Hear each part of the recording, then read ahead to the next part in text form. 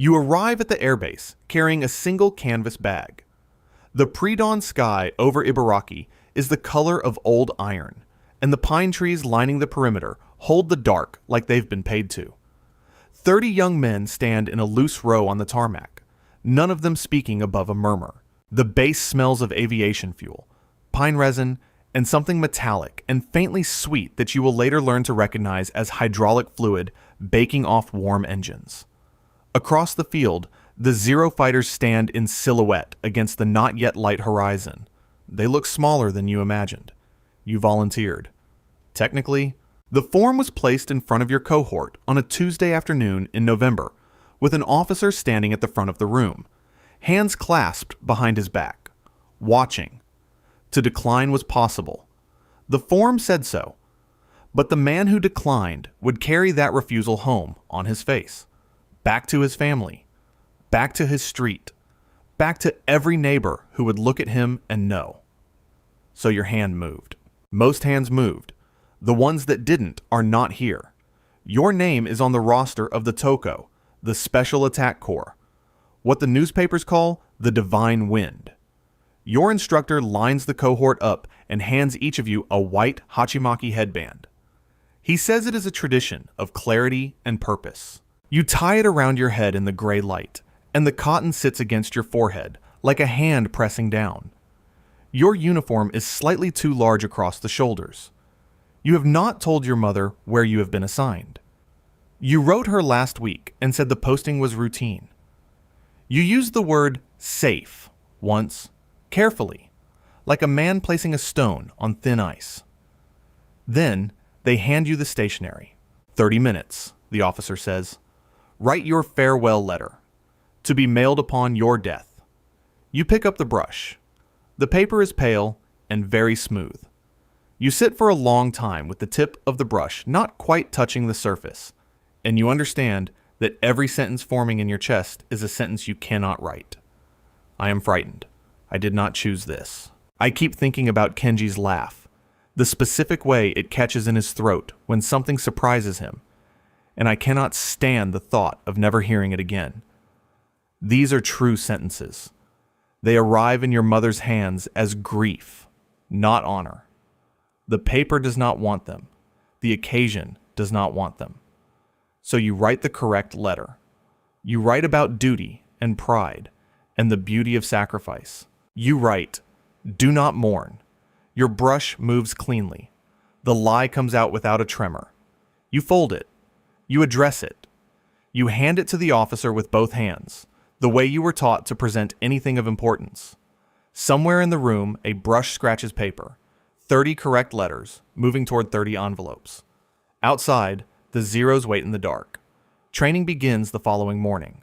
You learn takeoff procedures, basic navigation, compass heading corrections over open water. What you do not learn is combat maneuvering, evasive technique, or how to land under hostile fire. There is no tactical reason for a pilot who will not return to know these things. Your instructor is a veteran with a burn scar running from his left ear down to the corner of his jaw. He explains the cockpit instrumentation with the flat professionalism of a man who has explained it many times. He does not meet your eyes for longer than a few seconds at a stretch. The plane you will fly carries a 250-kilogram bomb fixed to the fuselage. The instrument panel will tell you your altitude, your airspeed, your heading. It will not tell you how far you are from the shore you left behind. In the barracks, you find Ryuichi. He is from Osaka, sardonic in the particular way of men who have decided honesty is the only luxury they have left. He keeps a battered copy of Soseki's Kokoro tucked inside his flight jacket. He was not a volunteer. He was conscripted directly and is not performing acceptance. He is simply out of moves and knows it. Around him, the ceremony of the base feels briefly, terrifyingly thin, like paper held up to light. He reads aloud one night from Kokoro, a passage about a man who cannot outrun his own past, and then closes the book and says quietly that it ends the same way every time, no matter how slowly you read it. You do not answer him, but you do not move away either. 3 months pass. The orders arrive in April. The American fleet has been sighted, moving toward Okinawa. Your unit is assigned a sortie date. The ceremony is formal and precise. A small cup of sake, a sprig of cherry blossom placed in each pilot's hands, the scent of the flowers sharp and cold in the morning air. The base photographer positions the cohort for a photograph. Everyone arranges their faces. The aesthetic of the moment is not accidental. The Empire has decided this should look like poetry, and it does. You are standing inside a poem written by someone who will not be in the photograph. Ryuichi writes nothing for his letter home. He folds a blank piece of paper into an envelope, addresses it to his mother in Osaka, and seals it. You ask what's inside. He says, "Everything I didn't know how to say." The night before the mission, the base goes quiet. No ceremony, no instruction.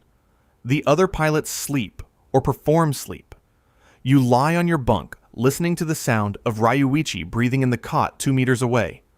For the first time in months, the machinery of ideology falls completely silent, and you are alone with your body. The propaganda promised this night would feel like clarity, like release, like the particular peace of a man who has already resolved the hardest question. What you feel instead is ordinary and devastating. You want more time, not heroism, not transcendence. You want more Tuesday mornings, more rice in a bowl your mother made, more of Kenji's laugh catching in his throat at something stupid and small. Your hands rise and fall on your chest with your breathing. The moonlight comes through the barracks window and lies in a pale strip across the floor and means nothing at all. Dawn briefing. The officer reads the sortie roster. Your name is on it. Ryuichi's is not. His Zero developed a mechanical fault overnight, and he will be held for the next wave. He finds you before you board. He does not look relieved. He looks at you with an expression that has no clean name, the face of a man watching a friend walk through a door that does not open from the other side. He takes Kokoro from inside his jacket and presses it into yours. He says nothing. There is nothing to say. The machine did not separate you out of cruelty. It separated you out of logistics. You are today's allocation. He is tomorrow's. The indifference is worse than malice, because malice at least implies you mattered enough to hate. You are in the cockpit. The engine turns over, and the airframe hums under you, like something alive and indifferent. The runway is a gray line ahead. The landing gear locks in position. The supply situation has shifted. They are keeping the gear today. Small administrative mercy. The plane lifts. Below you, the base diminishes to a gray rectangle, then to nothing, and then there is only the sea. Over the water, alone, the ideology evaporates completely. No commanding officer, no watching eyes, no occasion to perform for. The engine roars at a constant pitch, and the horizon holds nothing yet, and you sit inside the fact of yourself, unobserved for the first time in months, and the fact is simple and animal and overwhelming. You do not want to die, not for the emperor, not for the nation, not for any arrangement of words on paper. You think of Kenji's laugh, and you understand with the precision of a man who has just run out of abstractions that the person the Empire is spending today is not a symbol. It is you, the specific and unrepeatable you who knows that laugh. The fleet appears on the horizon like a city that built itself overnight on the water. Gray shapes resolve into carriers and destroyers and the geometry of overwhelming mass. The anti-aircraft fire begins immediately, black bursts stitching the sky around you at irregular intervals, each one a sound like a door slamming in an empty building. You bank, you adjust. Your hands know the procedures. The training moves through you like something borrowed. Your target is a destroyer escort, a mid-tier vessel running parallel to a carrier group approximately 3 kilometers north. You are one of dozens of aircraft launched today. You are a line item. The math of trajectory and airspeed is simple, and your hands begin to execute it. And then, with perhaps 90 seconds remaining, you do something the mission profile does not include.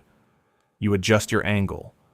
3 degrees, maybe 4, enough to shift your impact point from the center mass of the vessel toward its aft edge, near the waterline, away from the forward crew quarters where, at this hour, men are almost certainly still in their bunks. You do not know if it will matter. The physics of 250 kilograms moving at terminal velocity are what they are, but the choice is yours. It is the first fully autonomous choice you have made since your hand moved on that form. The Empire handed you a weapon and called your death the highest expression of your will. Your actual act of will takes half a second, and no one will ever record it.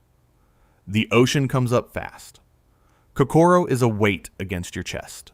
The poem you wrote for Fumiko is still folded in your notebook in your canvas bag in the barracks, and Ryuichi will find it, and will read it, and will carry it with him for the rest of his life. He will survive the war. He will open a small printing shop in Osaka and keep the pages flat for decades. The ink still clear, the characters still even. A poem delivered too late to the wrong person by the only route that remained. The farewell letter your mother receives says everything the Empire needed it to say. She frames it. She hangs it in the front room. Kenji reads it for 50 years and believes every word because the words are correct and because there is nothing else to read. He never knows what his brother actually thought in the last 90 seconds over the Pacific. Nobody does. That silence is the Empire's final victory and the only freedom the story contains. Over 3,800 Toko pilots died in the Okinawa campaign alone. The letters they left are preserved at the Chirin Peace Museum in Kagoshima, and most of them say exactly what they were supposed to say. If you want to see more, click the video on screen now.